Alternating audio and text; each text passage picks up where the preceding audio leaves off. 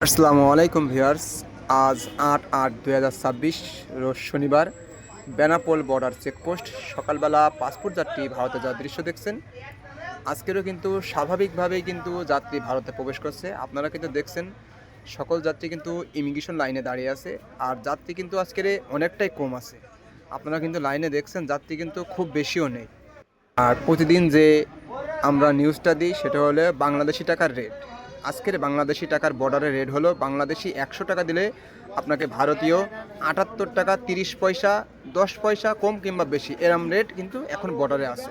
আপনি ৭৮ টাকার ওপরেই পাবেন এখন বাংলাদেশি টাকার রেট। একটা বিষয় হলো যাত্রী কিন্তু আগের তুলনায় ট্যুরিস্ট যাত্রী কিন্তু অনেকটাই বাড়ছে। আপনারা কিন্তু দেখছেন ট্যুরিস্ট যাত্রী কিন্তু আগের তুলনায় কিছুটা বাড়ছে। আর এই যে যাত্রীগুলো যাচ্ছে এনারা কিন্তু সরাসরি ঢাকা কলকাতা গাড়িতে আসছে। এই যে যাত্রীগুলো দেখছেন এরা কিন্তু সরাসরি ঢাকা কলকাতা গাড়িতে কিন্তু আসছে। তারা কিন্তু এই যে ইমিগ্রেশন লাইনে যাচ্ছে।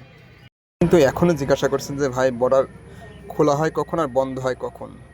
বর্ডার কিন্তু আমি কিন্তু প্রায় দিন বলে দিই যে বেনাপোল বর্ডার সকাল 6:30টার সময় ওপেন হয় এবং সন্ধ্যা 6:30টার সময় কিন্তু বন্ধ হয়। বেনাপোল বর্ডার কিন্তু কোনো সময় বন্ধ থাকে না। অনেকে কিন্তু জিজ্ঞাসা করছেন যে ভাই শুক্রবারে কি বন্ধ থাকে, কোনো দিন কি বন্ধ থাকে সপ্তাহে মাসে?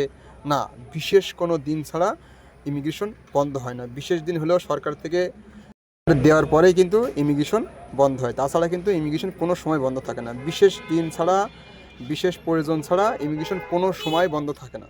শনিবার সকাল 6:30।